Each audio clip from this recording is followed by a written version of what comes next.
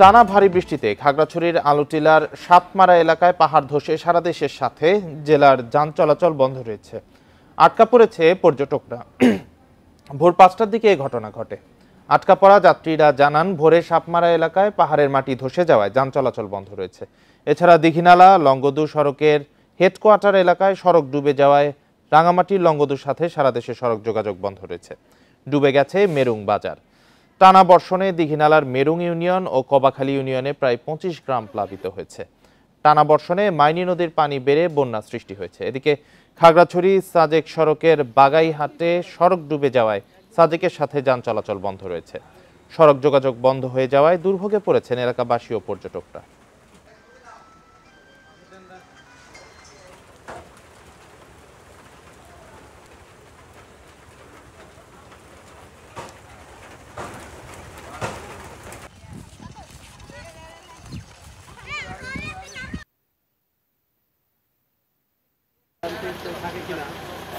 আমরা গতবারও বলে গেছি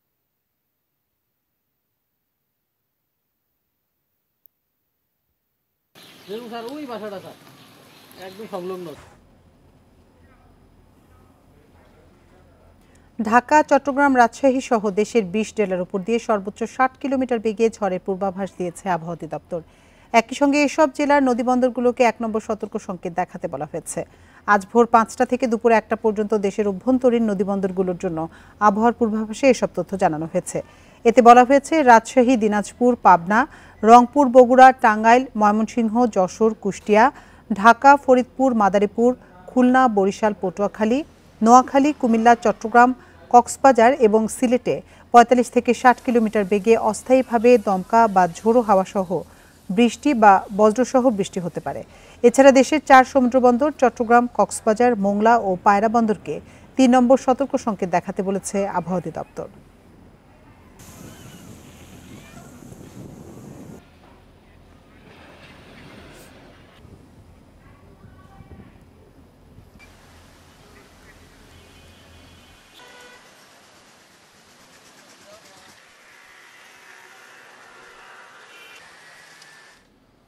পাহাড়ি ঢলে ফেনীর ফুলগাজীর মুহুরী নদীর বেড়ি বাঁধে ৩টি জায়গায় ভাঙন দেখা দিয়েছে। এতে লোকালয়ে পানি ঢুকতে শুরু করেছে। সোমবার রাত পৌনে ১১টার দিকে বাঁধ ভেঙে পানি ঢুকতে শুরু করে। পানি উন্নয়ন বোর্ড জানিয়েছে, সন্ধ্যায় মুহুরী নদীর পানি বিপদসীমার ১০০ সেন্টিমিটার উপর দিয়ে প্রবাহিত হতে থাকে। এক পর্যায়ে বাঁধ উপচে ফুলগাজী বাজারে পানি ঢুকতে শুরু করে। এতে প্লাবিত হয় বাজার এলাকার দোকানপাট। পরে রাতে ফুলগাজী সদর ইউনিয়নের দৌলতপুর এলাকায় বেড়িবাঁধ ৩ জায়গায় ভেঙে যায়। এতে কয়েকটি গ্রাম প্লাবিত হওয়ার শঙ্কা করছে পানি উন্নয়ন বোর্ড।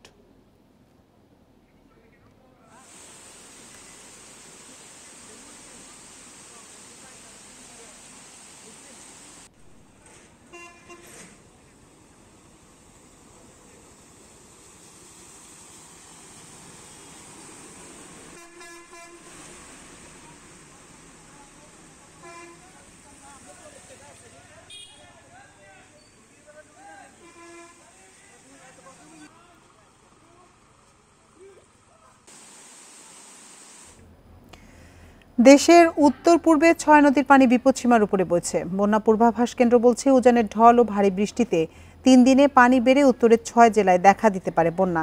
৭ জুলাই পর্যন্ত সারা দেশে ভারী বৃষ্টির পূর্বাভাস দিয়েছে আবহাওয়া অধিদপ্তর।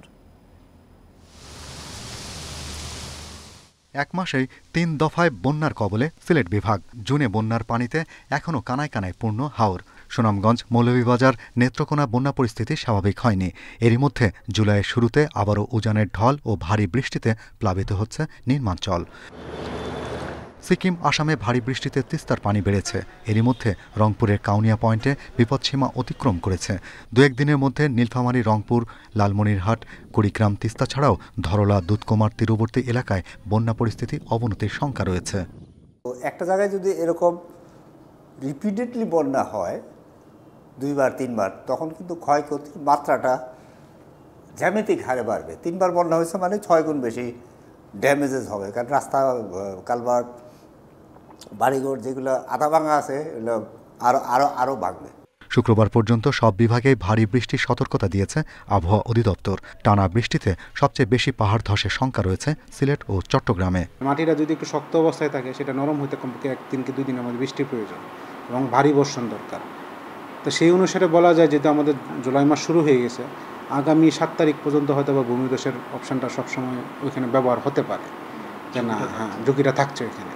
আবহাওয়া অধিদপ্তরের তথ্য বলছে জুনে সবচেয়ে বেশি গড়ে 1405 মিলিমিটার বৃষ্টি হয়েছে সিলেটে, রংপুরে হয়েছে 735 মিলিমিটার। জুলাইও স্বাভাবিকের চেয়ে বেশি বৃষ্টির শঙ্কা রয়েছে। Shahriar Anirban, independent news, Dhaka.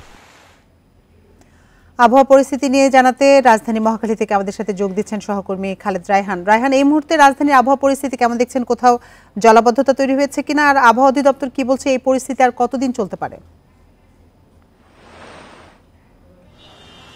দেখুন, আবহাওয়া অফিস যেটি বলছে যে চলমান যে পরিস্থিতি, বৃষ্টিপাত হচ্ছে সারা দেশেই, সেটি শুক্রবার পর্যন্ত এমন অবস্থা থাকবে। বৃহস্পতিবার পর্যন্ত ভারী বৃষ্টি থাকবে, তারপরে কিছুটা হয়তো বৃষ্টিপাতের পরিমাণ কমতে পারে। আমি এখন মহাখালী এলাকায় রয়েছি। সকাল থেকে আমরা দেখেছি যে রাজধানীর বিভিন্ন জায়গায় কিন্তু ভারী বৃষ্টিপাতই হচ্ছে। এখন বৃষ্টি কিছুটা কম, কিন্তু ভারী বৃষ্টিপাত কিন্তু সকাল থেকেই ছিল।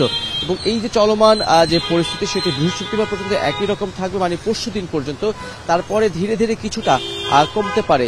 আবহাওয়া যেটা বলছে যে জলবায়ুর যে পরিবর্তন, এবং সবচেয়ে বড় কথা হচ্ছে যে যেই এখন যে আবহাওয়ার যে অবস্থা বিরাজ করছে, সেটি কিন্তু লঘুচাপের কারণে না, সেটি মূলত মৌসুমী বায়ু যে সক্রিয় রয়েছে, সেজন্যই এই সমুদ্র বন্দর এবং উপকূলীয় যে এলাকাগুলো রয়েছে সেখানে বেশি কিন্তু বৃষ্টিপাত হচ্ছে। এবং ইতিমধ্যে নিশ্চয়ই আপনি যদি বলছিলেন যে 3 নম্বর সতর্কতার সঙ্গে সমুদ্র বন্দর যেগুলো রয়েছে, আমাদের 4টি সমুদ্র বন্দর সেখানে দেওয়া হয়েছে, তার সঙ্গে যে নদী বন্দরগুলো রয়েছে সেখানেও কিন্তু 1 নম্বর স্থানীয় সতর্কতার সঙ্গে দেখিয়ে যেতে বলা হয়েছে। এবং দুপুরের মধ্যে আবহাওয়া যেটি বলছে যে 20টি জেলাতে কিন্তু 45 থেকে 60 কিলোমিটার বেগে ঝড়ো বাতাস সহ বৃষ্টি হওয়ার সম্ভাবনার কথা বলছে। গত মাসেই আবহাওয়া অফিস থেকে বলা হয়েছিল যে এইবার বৃষ্টিপাতের পরিমাণ কিছুটা বেশি হবে। জুন মাসে আমরা তেমনটি দেখেছি, জুলাইয়ের প্রথম সপ্তাহ থেকে কিন্তু বৃষ্টি শুরু হয়েছে, যেটি আরো 2 থেকে 3 দিন অব্যাহত থাকবে। তারপরে হয়তো 3 থেকে 4 দিন এটি বিরতি থাকবে, তারপরে আবারও সেই বৃষ্টিপাত কিন্তু ভারী বৃষ্টিপাতে হবে। আর যেই বৃষ্টিপাত এখন হচ্ছে তার সবচেয়ে বেশি বৃষ্টিপাত উত্তর পূর্বাঞ্চলে হওয়ার কথা আবহাওয়া অফিস বলছে। ইতিমধ্যে আপনি জানেন যে 3য় দফা বন্যার কবলে কিন্তু সিলেট এলাকায় পড়েছে, এবং সেটি কিন্তু অতিরিক্ত বৃষ্টির কারণে সেটি আরো বন্যার যে ভয়াবহতা সেটি কিন্তু বাড়ছে। এবং তারই সঙ্গে আমি যদি আবহাওয়া যে তথ্যটি দিয়েছে যে সিলেট এবং চট্টগ্রাম এই দুটি এলাকার যে সকল পাহাড়ি অঞ্চল রয়েছে, সে সকল জায়গায় অতিরিক্ত বৃষ্টিপাতের কারণে কিন্তু পাহাড় ধসের মতো ঘটনা ঘটতে পারে। তো সেই সকল এলাকাগুলোতে কিন্তু বেশি ঝুঁকিপূর্ণ বলছে আবহাওয়া অফিস। রাজধানীর কথা যেটি বলছে, রাজধানীর কথা গতকালকে আমরা দেখেছি যে ভারী বৃষ্টি যখন একটানা হয়, তারপরে কয়েক ঘন্টা কিছু কিছু এলাকায় জলাবদ্ধতা তৈরি হয়েছে, তারপরে হয়তো 2-3 ঘন্টা পর সেই জলাবদ্ধতা থেমে যাচ্ছে। কিন্তু যেহেতু একেবারেই টানা বৃষ্টিপাত হচ্ছে, মোটামুটি জলাবদ্ধতা খুব বেশি না হলেও প্রায় সব জায়গায় কিন্তু বলা যায় যে যানজট কিন্তু লেগে আছে। রাজধানী মহাখালী থেকে আবহাওয়া পরিস্থিতি সবশেষ তথ্য জানাচ্ছিলেন সহকর্মী খালেদ রায়হান। এদিকে পাহাড়ি ঢলে ফেনীর ফুলগাজীর মহুরী নদীর বেড়িবাঁধে 3টি জায়গায় ভাঙন দেখা দিয়েছে। এ নিয়ে বিস্তারিত জানাতে ফেনী থেকে আমাদের সাথে যোগ দিচ্ছেন সহকর্মী সমীর উদ্দিন। সমীর, এই মুহূর্তে ফেনীর আবহাওয়া পরিস্থিতি কেমন দেখছেন, এবং বেড়িবাঁধে যে 3টি জায়গায় ভাঙন দেখা দিয়েছে সেগুলো মেরামতে পানি উন্নয়ন বোর্ডের পক্ষ থেকে কি ধরনের ব্যবস্থা নেওয়া হচ্ছে? আসলে সকাল থেকেই যদি একটু গুড়ি গুড়ি বৃষ্টি হয়েছিল, এখন কিন্তু সেই বৃষ্টি নেই, কিন্তু আকাশটা অনেক মেঘলা, মনে হচ্ছে কিছুক্ষণ পরে আসলে বৃষ্টি আসবে। আর এদিকে ফেনীর মহুরীর যে নদী আছে, এটি 3টি স্থানে ভাঙন দেখা দিয়েছে। এটি ফুলগাজী সদর ইউনিয়নের দৌলতপুর এলাকাতে 1 কিলোমিটারের ভিতরে প্রায় 3টি জায়গায় কিন্তু এই ভাঙনের ফলে আসলে এখানকার জন্য একজন বাসিন্দা রয়েছে নুরুল করিম, তিনি ঢাকায় থাকেন, তার মাত্র ঘরটি আছে। কিছুদিন আগে সেই ঘরটি এখানে মেরামত করেছিলেন। গতকাল রাতের যে ভাঙনে তার ঘরটিকে একদম ভাসিয়ে নিয়ে গেছে। সে এখন পরিবার পরিজন নিয়ে অনেক বেশি কষ্টে আছে। তার স্বজনরা পাশের বাড়িতে আশ্রয় নিয়েছে। এছাড়া এখানকার যে আশেপাশের যে মানুষগুলো রয়েছে তারাও আসলে দুর্ভোগের শিকার হয়েছেন। আমরা দেখেছি যে এই মুহূর্তে পানি ঢুকে মানুষের যে ঘরবাড়ি আছে, যাদের যে চুলার যে চাল, তারা এখনো রান্না বসাতে পারেনি, কারণ হচ্ছে তাদের চুলাতে এখন পানি ঢুকেছে। তারা বলছে যে আজকের দিনে তারা আসলে কি খাবে, কি করবে, এটা নিয়ে তারা দুশ্চিন্তা আছে। কিছুক্ষণ আগে আমি স্থানীয় সাংসদ এখানকার এমপি আলাউদ্দিন আহমেদ চৌধুরী নাসিমের সাথে আমরা কথা বলেছিলাম, যে আলাউদ্দিন আহমেদ চৌধুরী নাসিম বলেছেন যে তিনি প্রধানমন্ত্রী এবং পানি সম্পদ যে প্রতিমন্ত্রী রয়েছে তার সাথে কথা বলছেন। কিছুক্ষণের মধ্যে পানি সম্পদ প্রতিমন্ত্রী যে ভাঙন স্থান বা বন্যা কবলিত এলাকা তিনি পরিদর্শন করবেন। আর পরিদর্শন করার পরে তিনি আসলে সিদ্ধান্ত দিবেন আসলে এখানকার যে নদী ভাঙন থেকে রক্ষা করার জন্য তাদের যে টেকসই বেড়িবাঁধ নেওয়ার পরিকল্পনাটি আসলে কতটুকু অগ্রগতি হয়েছে। আমরা এখানকার যে পানি উন্নয়ন বোর্ডের যে এক্সপিএন ইকবাল শাহরিয়া তার সাথে কথা বলেছিলাম। তিনি বলছেন যে নদীর ভাঙন যে এলাকা রয়েছে এটি আসলে পানি কমে গেলে, পানি বন্ধ হলে তখনই তারা মেরামতের কাজ ধরবেন। আর এই ছিল আমার কাছে ফেনীর প্রজাতির যে নদীর ভাঙন নিয়ে সর্বশেষ পরিস্থিতি। ফেনী থেকে বন্যা পরিস্থিতির সবশেষ তথ্য জানাচ্ছিলেন সহকর্মী সমীর উদ্দিন। ভারী বৃষ্টিপাত ও উজান থেকে নেমে আসা পাহাড়ি ঢলে সুনামগঞ্জে বন্যা পরিস্থিতি সৃষ্টি হয়েছে। সুনামগঞ্জ সদর, তাহিরপুর, বিশ্বম্ভরপুর ও মধ্যনগরে অন্তত 2 শতাধিক গ্রামের 3 লক্ষাধিক মানুষ পানিবন্দী। পাহাড়ি ঢলে সুরমা ও জাদুকাটা নদীর পানি বৃদ্ধি পেয়ে নিম্নাঞ্চল সহ তাহিরপুর ও বিশ্বম্ভরপুর উপজেলা সদরের বিভিন্ন আবাসিক এলাকায় পানি প্রবেশ করেছে। সড়ক পানিতে তলিয়ে যাওয়ায় জেলা সদরের সাথে 2 উপজেলার যোগাযোগ বিচ্ছিন্ন রয়েছে। এদিকে মৌলভীবাজারে টানা বৃষ্টিতে বেড়েছে সকল নদ নদীর পানি। একই সাথে চলমান বন্যা পরিস্থিতির কিছুটা অবনতি হয়েছে। এতে নতুন নতুন জায়গা প্লাবিত হওয়ার শঙ্কায় স্থানীয়রা। এছাড়া ভারী বৃষ্টিপাত ও পাহাড়ি ঢলে সিলেটের বেশিরভাগ নদ নদীর পানি বৃদ্ধি পেয়েছে। সুরমা, কুশিয়ারা ও সারি নদীর পানি 6টি পয়েন্টে বিপদসীমার উপর দিয়ে প্রবাহিত হচ্ছে। এতে সিলেটে সীমান্তবর্তী উপজেলাগুলো প্লাবিত হওয়ার শঙ্কা দেখা দিয়েছে।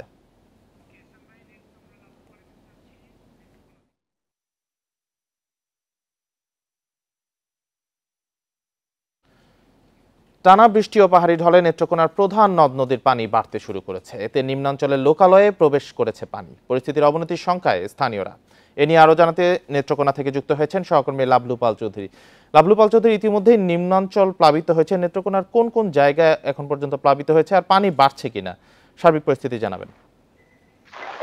নেত্রকোনার যে কলমাকান্দা উপজেলা রয়েছে সেখানকার যে নিম্নাঞ্চলগুলি রয়েছে সেই নিম্নাঞ্চলে কিন্তু আসলে গতকাল বিকাল থেকে কিন্তু আসলে পানি ঢুকতে শুরু করেছে এবং সারা রাত কিন্তু আসলে বৃষ্টি হয়েছে। এখনো দেখতে পাচ্ছেন যে এখনো কিন্তু আসলে বৃষ্টি হচ্ছে। সেই বৃষ্টি আর পাহাড়ি ঢলেই কিন্তু সেই পানিগুলো বাড়ছে।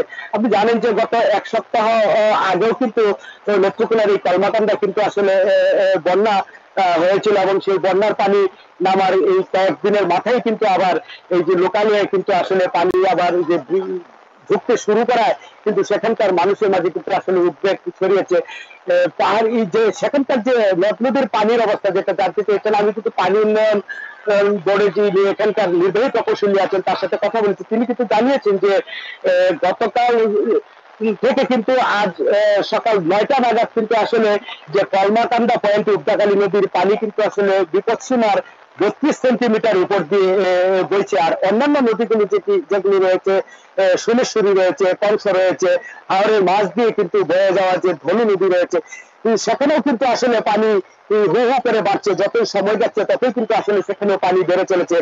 এখনো সেই নদীগুলোর কিন্তু পানি বিপদসীমার নিচ দিয়ে বইলেও কিন্তু সেখানকার পানি বেড়ে চলেছে। আমরা যে স্থানীয় যে যারা আছেন তাদের সাথে যখন কথা বলেছি তারা কিন্তু আসলে বলেছেন যে তাদের এলাকার যে সংযোগ যে সড়কগুলো আছে গ্রামীণ রাস্তার, সেই সংযোগ সড়কের অনেকগুলো সড়ক কিন্তু এরই মাঝে কিন্তু আসলে কলমাকান্দা উপজেলার কিন্তু নিম্নাঞ্চলের বেশ কিছু সড়ক কিন্তু আসলে পানিতে তলিয়ে গেছে। পানিতে ইতিমধ্যে তলিয়ে গেছে বেশ কিছু সড়ক। লাবলু পাল চৌধুরী, একটি বিষয় জানতে চাচ্ছিলাম যে আসলে এইচএসসি পরীক্ষার্থী যারা আছেন তারা তো প্রস্তুতি নিচ্ছেন, তারা ঘরবাড়ি অনেকেরই ডুবে গেছে, তো কি অবস্থায় রয়েছেন তারা কি প্রস্তুতি নিতে পারছেন ঠিকঠাক মতো?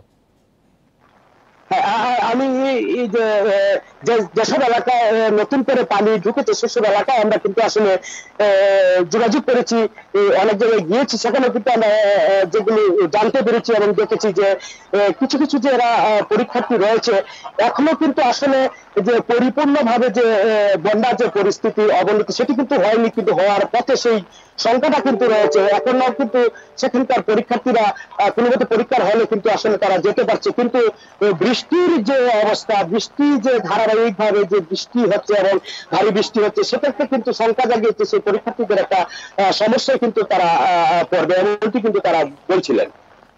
নেত্রকোনায় বন্যা পরিস্থিতির অবনতি আশঙ্কা করা হচ্ছে, এ বিষয়ে জানাচ্ছিলেন সহকর্মী লাবলু পাল চৌধুরী। এদিকে বন্যা আক্রান্ত সিলেট বিভাগের 4 জেলায় এইচএসসি পরীক্ষা পেছালেও স্বস্তিতে নেই পরীক্ষার্থীরা। বিধ্বস্ত ঘরবাড়ি ও রাস্তাঘাট, পরীক্ষা কেন্দ্রে এখনও পানি থাকায় পরীক্ষায় অংশ নেওয়া ও ভালো ফল করা বড় চ্যালেঞ্জ হিসেবে দেখছেন অভিভাবকরা। সারা দেশে গত 30 জুন থেকে এইচএসসি পরীক্ষা শুরু হলেও সিলেট বিভাগের 4 জেলার 83,000 শিক্ষার্থী বসতে পারেনি পরীক্ষায়। ঘরে বাইরে পরীক্ষার কেন্দ্রে পানি থাকায় প্রথম 4টি পরীক্ষা স্থগিত করে শিক্ষা বোর্ড। এখনও অনেকের ঘরবাড়ি ও পরীক্ষার কেন্দ্রে রয়েছে পানি। এই অবস্থার মধ্যেই 9 জুলাই পরীক্ষায় বসবে শিক্ষার্থীরা। যেখানে আমাদের কেন্দ্র পড়ছে ওইখানে হচ্ছে যাওয়ার রাস্তাতেই পানি, এত বেশি পানি যার কারণে যে আমাদের বইগুলা যে ঠিকঠাকভাবে আমরা রাখতে পারবো কিনা ওইভাবে আর কি অনেকেই শঙ্কার মধ্যে আছে। এই রুমে আমার প্রায় 8 পর্যন্ত পানি ছিল, তো এই কারণে আমি এই রুমে বইটই সব গুছাইয়ে আমি রাখছিলাম। আমার আমি পড়তে পারছি না। 2 দফার বন্যায় ঠিকমতো প্রস্তুতি নিতে পারেনি শিক্ষার্থীরা। পড়াশোনার ব্যাহত হওয়ায় ফলাফল নিয়ে শঙ্কিত অভিভাবকরা। উন্নতি হয়েছে বলে যদি পরীক্ষাটা আবার সাইডে দেওয়া হয় বা পরীক্ষা থ্রো করা হয়, সেক্ষেত্রে পরীক্ষার্থীরা কখন পড়বে, কোথায় পড়বে, কিভাবে পড়বে এখনো গুছিয়ে ওঠা হয়নি। সিলেট শিক্ষা বোর্ড কর্তৃপক্ষ জানিয়েছে পানি কমতে থাকায় 9 জুলাই থেকে পরীক্ষা নেওয়ার সিদ্ধান্ত হয়েছে। আর স্থগিত 4টি পরীক্ষা হবে 13 আগস্ট থেকে। আমাদের প্রস্তুতি সম্পন্ন এবং আমরা আমাদের ভারপ্রাপ্ত কর্মকর্তা সহ সকলের সাথে আমাদের যোগাযোগ হচ্ছে এবং প্রশ্নপত্র সব কিছুই আমরা পরীক্ষার জন্য পুরোপুরি প্রস্তুত। এবার সিলেট শিক্ষা বোর্ডের অধীনে 4 জেলার 309টি প্রতিষ্ঠানের 82,795 জন শিক্ষার্থী এইচএসসি পরীক্ষায় অংশ নিচ্ছে। Independent news. রাষ্ট্রায়ত্ত স্বায়ত্তশাসিত প্রতিষ্ঠান সহ 4 শতাধিক প্রতিষ্ঠানের কর্মীদের জন্য চালু হলো সর্বজনীন পেনশন ব্যবস্থার প্রত্যয় স্কিম। পাবলিক বিশ্ববিদ্যালয় শিক্ষকরা এর বিরোধিতা করলেও পেনশন কর্তৃপক্ষ বলছে টেকসই পেনশন ব্যবস্থা গড়ে তুলতেই সরকারের এই উদ্যোগ। জানান পেনশন তহবিলে এ পর্যন্ত প্রায় 100 কোটি টাকা জমা দিয়েছেন গ্রাহকরা। 4টি স্কিম নিয়ে গত বছর সর্বজনীন পেনশন চালু হয়। জুলাই থেকে পাবলিক বিশ্ববিদ্যালয়, রাষ্ট্রায়ত্ত ব্যাংক, স্বায়ত্তশাসিত সংস্থাসহ প্রায় 4 শতাধিক প্রতিষ্ঠানকে পেনশনের নতুন এই ব্যবস্থায় যুক্ত করল সরকার। এসব প্রতিষ্ঠানে নতুন যোগ দেওয়া কর্মীদের প্রত্যয় নামের স্কিমে মাসিক চাঁদা দিয়ে পেনশন নিশ্চিত করতে হবে। যদিও সরকারের এই সিদ্ধান্তে কঠোর বিরোধিতা বিশ্ববিদ্যালয় শিক্ষকদের। প্রত্যয় স্কিমে কর্মীদের মূল বেতনের 10% বা সর্বোচ্চ 5,000 টাকার মধ্যে যেটা কম তার সঙ্গে সমপরিমাণ অর্থ দেবে প্রতিষ্ঠান। চাকরি জীবন শেষে পেনশন তহবিল থেকে প্রতি মাসে অর্থ পাবেন কর্মীরা। তবে স্বায়ত্তশাসিত রাষ্ট্রায়ত্ত প্রতিষ্ঠানের কর্মীদের জন্য আলাদা স্কিম করার পক্ষে নন এই বিশ্লেষকও। ইতিমধ্যে যে প্রচলিত পেনশনগুলো রয়েছে সেগুলোর মধ্যে বড় রকম একটা বৈষম্য রয়েছে এবং এটার অবশ্যই সমাধান দরকার। আগের অবস্থা যেটি এখন এই মুহূর্তে চালু আছে বিশ্ববিদ্যালয় শিক্ষকদের জন্য এবং অন্যান্য অনেক রাষ্ট্রায়ত্ত প্রতিষ্ঠান রয়েছে, যেমন স্বায়ত্তশাসিত সংস্থা রয়েছে, এমনকি সংবিধিগত সংস্থা রয়েছে, তাদের আসলে কোনো পেনশন স্কিমই নেই। জুলাই 2025 থেকে সকল সরকারি প্রতিষ্ঠানের নতুন কর্মীরাও আসবেন সর্বজনীন পেনশনের আওতায়। কর্তৃপক্ষ বলছে বিদ্যমান চাকরিজীবীরা সুবিধা পাবেন চলমান পেনশন পদ্ধতিতে। সাস্টেইনেবল করতে হলে অবশ্যই পেনশনকে ফান্ডেড পেনশনের আওতায় নিতে হবে। আর ফান্ডেড পেনশনের আওতায় নিতে গেলে পরে সরকারি বাজেটারি অ্যালোকেশন থেকে 17 কোটি মানুষের জন্য পেনশন সিস্টেম চালু রাখার মতো আর্থিক সামর্থ্য কিন্তু আমাদের ইকোনমির নাই। তিনি জানান ধাপে ধাপে সবাই পেনশন স্কিমের আওতায় আসবে। স্কিম চালুর পরে অসঙ্গতি থাকলে তা সংশোধন করা সম্ভব বলেও জানান তিনি। Shafil Alam Sujon, independent news, Dhaka. সর্বজনীন পেনশন বাতিলের দাবিতে কর্মবিরতি পালন করছেন সব সরকারি বিশ্ববিদ্যালয়ের শিক্ষকরা। ক্লাস পরীক্ষা না হওয়ায় অচল হয়ে পড়েছে ক্যাম্পাস। এমনকি বিশ্ববিদ্যালয়ে ভর্তি পরীক্ষাও স্থগিত করা হয়েছে। দাবি পুরো না হওয়া পর্যন্ত আন্দোলন চালিয়ে যাওয়ার ঘোষণা দিয়েছেন শিক্ষকরা। ফলে সেশন জটের আশঙ্কায় শিক্ষার্থীরা। সকাল থেকে দেশের সব সরকারি বিশ্ববিদ্যালয়ে ক্লাস পরীক্ষা ছিল বন্ধ। সর্বজনীন পেনশন প্রত্যয় স্কিম বাতিলের দাবিতে অনির্দিষ্টকালের জন্য কর্মবিরতিতে গেছেন শিক্ষকরা। সোমবার ঢাকা বিশ্ববিদ্যালয়ের কলাভবনের সামনে অবস্থান কর্মসূচি পালন করেন শিক্ষকরা। এ সময় তারা জানান 1 জুলাই থেকে যারা শিক্ষক হিসেবে যোগ দিবেন তারা ব্যাপক ক্ষতিগ্রস্ত হবেন। অবসরের পর এককালীন টাকা এবং অন্যান্য সুবিধা থেকে বঞ্চিত হবেন। বৈশাখী ভাতা অন্যান্য অ্যালাউন্সেস, ফেস্টিভ্যাল যে অ্যালাউন্সেস আছে সব কেটে নেবেন? এত অধিকার আপনাদের অর্থ মন্ত্রণালয় কে দেয়? বুয়েট, জাহাঙ্গীরনগর, চট্টগ্রাম, রাজশাহী সহ সব সরকারি বিশ্ববিদ্যালয়ের শিক্ষকও অবস্থান কর্মসূচি পালন করেন। শিক্ষকরা জানান, এই স্কিমের কারণে মেধাবীরা শিক্ষকতা পেশায় আসবেন না। এদিকে ক্লাস পরীক্ষা বন্ধ হওয়ায় সেশন জটের আশঙ্কায় শিক্ষার্থীরা, তবে শিক্ষকদের দাবির সাথে একমত তারা। আমাদের 2 তারিখে ওরিয়েন্টেশন হওয়ার কথা ছিল, বাট অনির্দিষ্টকালের জন্য তো সেটা বন্ধ হয়ে গেছে। তো আমরা অবশ্যই সেশন জটের আশঙ্কা করছি। টিচারদের দাবির সাথে একমত পোষণ করতেছি। যদি সরকার অতি শীঘ্রই টিচারদের দাবিগুলো মেনে নেয় তাহলে আমরা নিশ্চিত ক্লাসরুমে ফিরতে পারবো। শিক্ষক নেতারা বলছেন, দাবি আদায় হলে অতিরিক্ত ক্লাস নিয়ে এই ক্ষতি পুষিয়ে দেয়া হবে। আমাদেরকে একটা সুপার গেট দেওয়ার কথা ছিল 6 জন শিক্ষকরে, সে সুপার গেটটিও পর্যন্ত আমরা 9 বছরে পাই নাই। তাহলে ওনারা যে এখন বলছেন যে প্রত্যেক স্কিম ভালো, তা সেবক সরকারি কর্মকর্তাদের জন্য আমরা সেটা মনে করি না। আমরা মনে করি যদি যেটা হবে একসাথে হবে, এবং একসাথে হলে এটা জাতির জন্য ভালো, সবার জন্য ভালো। মার্চ মাসে প্রত্যয় স্কিমের প্রজ্ঞাপন জারি হয়। এরপর থেকে বিশ্ববিদ্যালয়ের শিক্ষকরা এই প্রজ্ঞাপন বাতিলের দাবিতে আন্দোলন করছে। নূরে আলম, ইন্ডিপেন্ডেন্ট নিউজ, ঢাকা। সর্বজনীন পেনশন বাতিলের দাবিতে কর্মবিরতি পালন করছেন সব সরকারি বিশ্ববিদ্যালয়ের শিক্ষকরা। বন্ধ রয়েছে ক্লাস ও পরীক্ষা। এ নিয়ে বিস্তারিত জানাতে গাজীপুর ও খুলনা থেকে যোগ দিচ্ছেন সহকর্মীরা। প্রথমে যাচ্ছি গাজীপুরে, সেখানে আছেন আমাদের সহকর্মী আবুল হাসান। আবুল হাসান, শিক্ষকদের কর্মবিরতিতে তো ক্লাস এবং পরীক্ষা বন্ধ রয়েছে, এ ব্যাপারে শিক্ষার্থীরা কি বলছেন, শিক্ষকরাই বা কি বলছেন?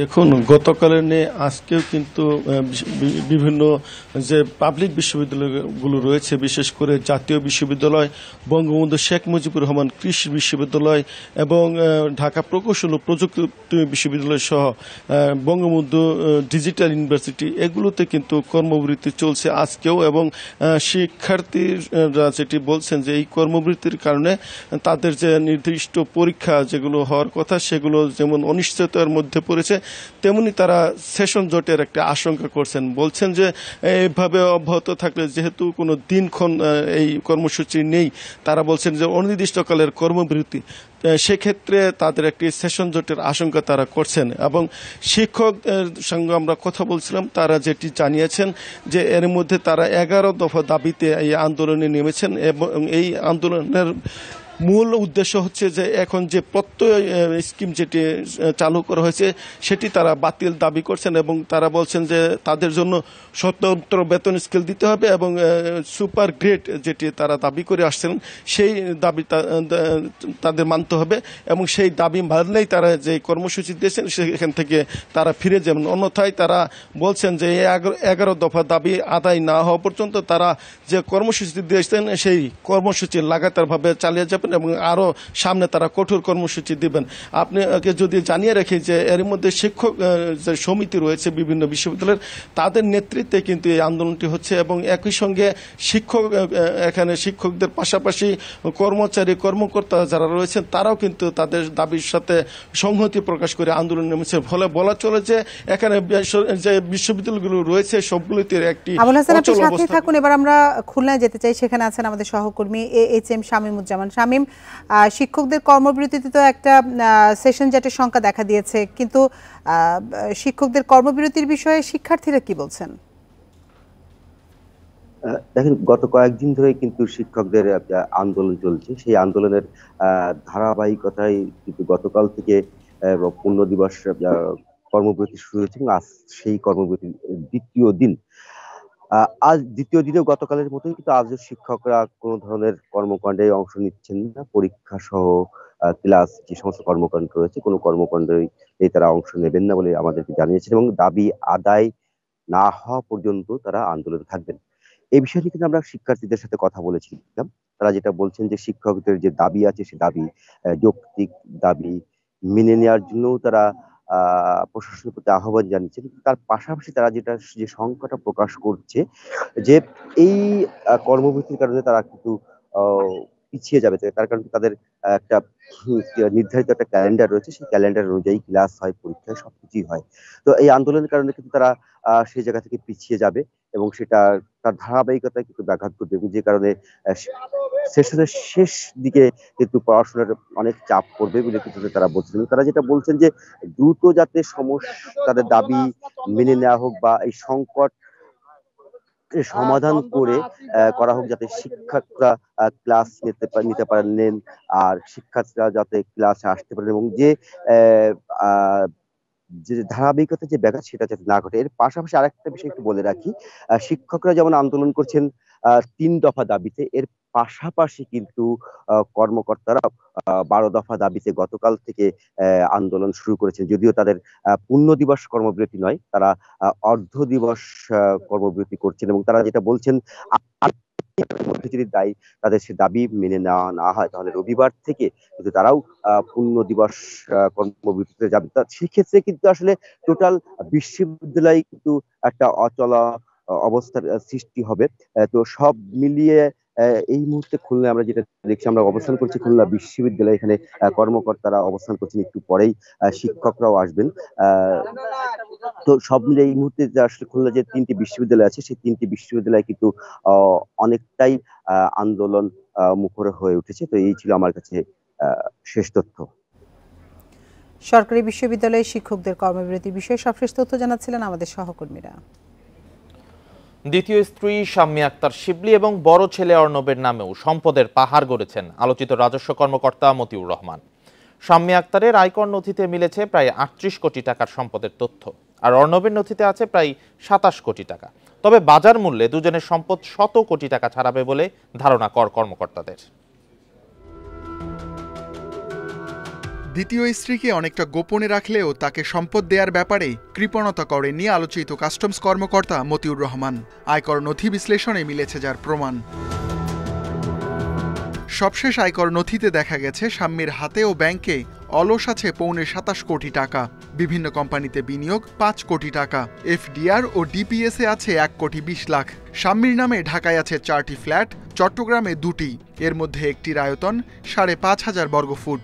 জমি ফ্ল্যাট মিলিয়ে অকৃষি সম্পত্তির দাম দেখানো হয়েছে 5.25 কোটি টাকা। তিনি যে অর্থ সম্পদের মালিক হয়েছেন সেটা বৈধ কিনা এবং বিশেষ করে ব্যবসা বাণিজ্যে জড়িত ছিলেন বা জড়িত আছেন, সেটা নিজে বাপের নামে নিজের পরিবারের নামে, সেটার জন্য কিন্তু সরকারি কর্মকর্তা হিসেবে তার পূর্ব অনুমতির একটা বিধান আছে, সেটাও তিনি নিয়েছেন কিনা। শাহজালাল ইকুইটি ম্যানেজমেন্ট সহ 8 কোম্পানিতে মালিকানা আছে মতিউরের প্রথম স্ত্রীর সন্তান আহমেদ তৌফিকুর রহমান অর্ণবের। এসব কোম্পানিতে বিনিয়োগের পরিমাণ 11 কোটি টাকা। বিভিন্ন কোম্পানিকে অর্ণব ঋণ দিয়েছেন 9.5 কোটি টাকা। নিজের মালিকানায় থাকা ফ্ল্যাট ও অকৃষি জমির দাম দেখিয়েছেন 6 কোটি টাকা। হাতে আছে নগদ 2 কোটি। শেয়ার বাজার ব্যাংকে আছে আরও কোটি টাকা। তবে বোনের কাছে 3 কোটি টাকা ঋণ দেখিয়েছেন অর্ণব। তিনি যে অপরাধগুলো সংগঠিত করেছেন, যে অনিয়ম দুর্নীতি করেছেন এবং ক্ষমতার ব্যবহার করার মাধ্যমে অবৈধ অর্থ সম্পদের মালিক হয়েছেন, সেটা তো অবশ্যই ব্যক্তি হিসাবে তিনি সে অপরাধ করেছেন, কিন্তু এককভাবে তিনি সেটা করেছেন সেটা কিন্তু ভাবার কোনো সুযোগ নেই। মতিউরের নিজের, প্রথম স্ত্রী ও বড় মেয়ের আয়কর নথিতে দেখানো আছে 72 কোটি টাকা। কাগজে কলমে দেখানো 5 জনের সম্পদের পরিমাণ 136 কোটি টাকা। বাস্তবে যার বাজার মূল্য অনেক বেশি। এনবিআর কর্মকর্তারা জানান ভাইদের নামেও সম্পদ গড়েছেন মতিউর রহমান। Ruhul Amin, independent news, Dhaka. সাভারের সাদিক এগ্রোতে আমদানি উৎপাদন নিষিদ্ধ ব্রাহ্মা জাতের গরু 60টি বাছুর পেয়েছে দুদক। সোমবার দুপুরে দুদকের 9 সদস্যের একটি দল সেখানে অভিযান চালায়। এর আগে সাদিক এগ্রোকে অনৈতিক সুবিধা দেওয়ার অভিযোগ খতিয়ে দেখতে সাভারের কেন্দ্রীয় গো প্রজনন ও দুগ্ধ খামারে অভিযান চালানো হয়।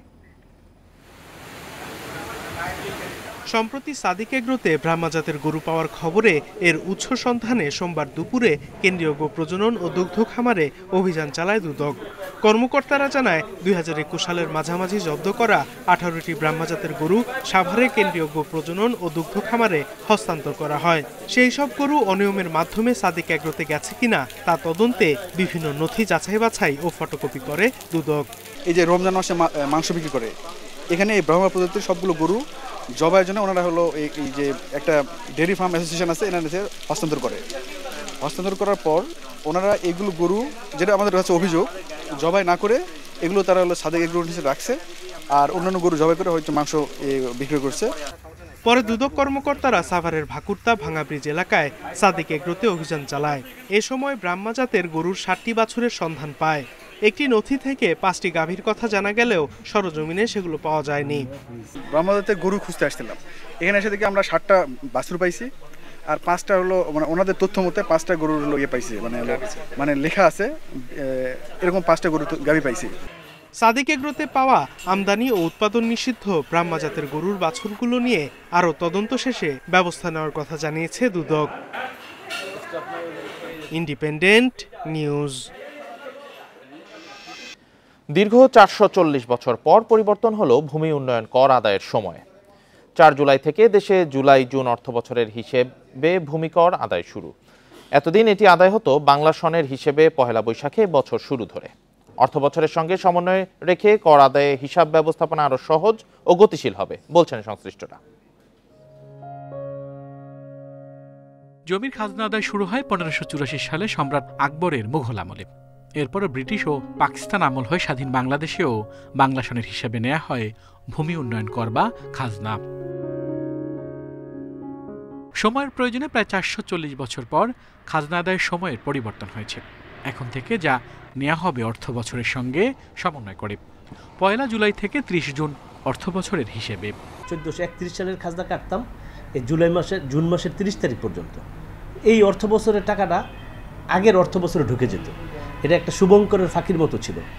বর্তমান ভূমি সচিব স্যার মহোদয় স্যার চিন্তা করলো যে আমাদের যেহেতু ব্যাংকিং সিস্টেম সব সিস্টেম আন্তর্জাতিক সিস্টেম হলো জুন টু জুন, তো সেই হিসাবে আমাদের ভূমি উন্নয়ন করটাও এখন জুলাইয়ের মধ্যে থেকে নিয়ে আসছে।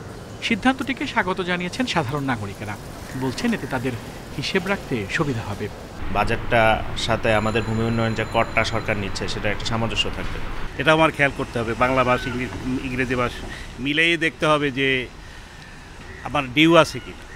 ভূমিমন্ত্রী জানান সময়ের সাথে ভূমি রাজস্ব আহরণ ব্যবস্থা আরও শক্তিশালী হবে, গতি আসবে ভূমি ব্যবস্থাপনায়। আমরা যে ইনকাম ট্যাক্স দিই যারা, তাদেরও কিন্তু জুলাই থেকে জুন পর্যন্ত, ফলে তাদের ব্যয়ের যে একটা মানে সামঞ্জস্য রাখা, যদি 1 বৈশাখ থেকে 30 চৈত্র পর্যন্ত চলে যায় তাহলে কিন্তু এইটা একটা গড়বড় হয়ে যায় তাদের হিসেব দেখানো। 21 সালের সেপ্টেম্বর থেকে ভূমি কর নেওয়া হচ্ছে অনলাইনে। এরপর থেকে প্রতিদিন খাজনা ও অন্যান্য ফি বাবদ প্রায় 5 কোটি টাকা রাজস্ব আদায় হচ্ছে। আল আমিন হোসেন, ইন্ডিপেন্ডেন্ট নিউজ, ঢাকা। গেল অর্থবছরে আগের তুলনায় প্রায় 5.5% বেশি কন্টেইনার হ্যান্ডেল করেছে চট্টগ্রাম বন্দর। এছাড়া পণ্য হ্যান্ডেলিং বেশি হয়েছে আগের বছরের চেয়ে 4.18%। বন্দর ব্যবহারকারীরা এই প্রবৃদ্ধিকে স্বাগত জানালেও বন্দর ঘিরে দীর্ঘমেয়াদী পরিকল্পনা ও শ্রমিক ব্যবস্থাপনা ঢেলে সাজানো জরুরি বলে মনে করছেন ব্যবসায়ীরা। 2023-24 অর্থ বছরে চট্টগ্রাম বন্দরে কন্টেইনার হ্যান্ডলিং হয়েছে 31,68,690 একক, যা আগের বছরের চেয়ে 1,61,000 একক বেশি। আর খোলা পণ্য হ্যান্ডলিং হয়েছে 12,42,42,748 মেট্রিক টন। তবে আগের বছরের চেয়ে জাহাজের উপস্থিতি কমেছে 282টি।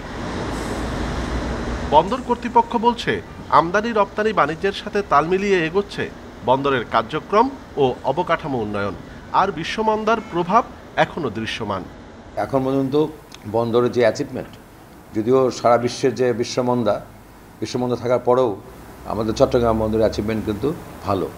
বন্দরকে আরও গতিশীল করতে উন্নয়ন প্রকল্পগুলো দ্রুত এগিয়ে নেওয়ার পাশাপাশি শ্রমিক সমস্যার স্থায়ী সমাধান জরুরি বলে জানান ব্যবসায়ীরা। নদীর ওই পারেই কিন্তু প্রাইভেট কিছু কন্টেইনার টার্মিনাল ওপেন হতে যাচ্ছে।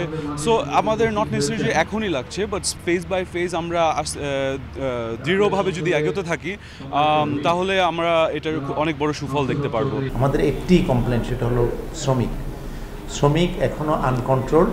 শ্রমিককে কেউ বছর বছর তাদেরকে তাদের শ্রমিকের মজুরি বাড়িয়ে দেওয়া হচ্ছে 10% করে, কিন্তু সেইটার সুফল ব্যবসায়ীরা বা আমরা যারা ইউজার আমরা কিন্তু এটা পাচ্ছি না।